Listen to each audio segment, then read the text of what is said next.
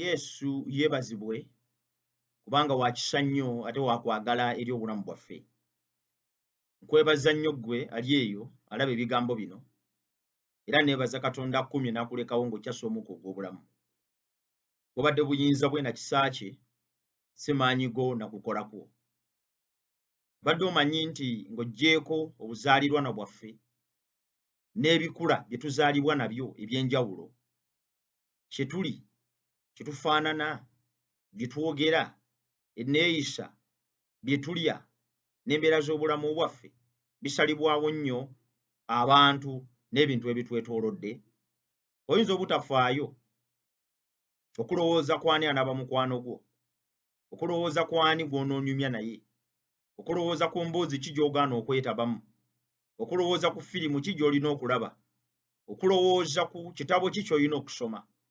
Naye njagala nkutegeeze nti bikola kinene nnyo ku bulamu bwo n'embeera zo ez'ebiseera eby'omu maaso ne ky'oli kati. Era Dawudi bwe yali nga ayigiriza mu kitabo kya Zabbuli eya 22 olunyiriro lwa 24 n'olwa 25 yagamba nti, tokwananga muntu wa busungu, togendanga na muntu ow'ekiruyi. Olwa 25 n'agamba nti olemenga okuyisa oba okuyiga amakubo ge n'ofunira emmeeme eyo ekyambika.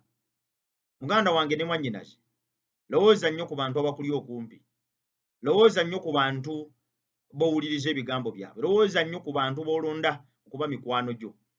Abo basalawo okulemererwako oba obuwanguzi bwo, basalawo okugenda ku maaso oba okudda emabega, basalawo okuzzibwamu amaanyi oba okunafuwa, basalawo essanyu lyo oba obunyiikaavu bwo.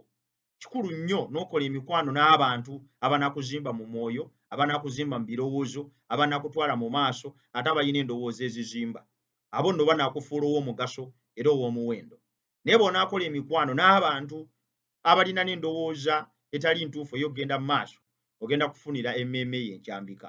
Nsaba Mukama akuwe omukisa ng'olowooza ku bigambo ebyo. Mukama akuume.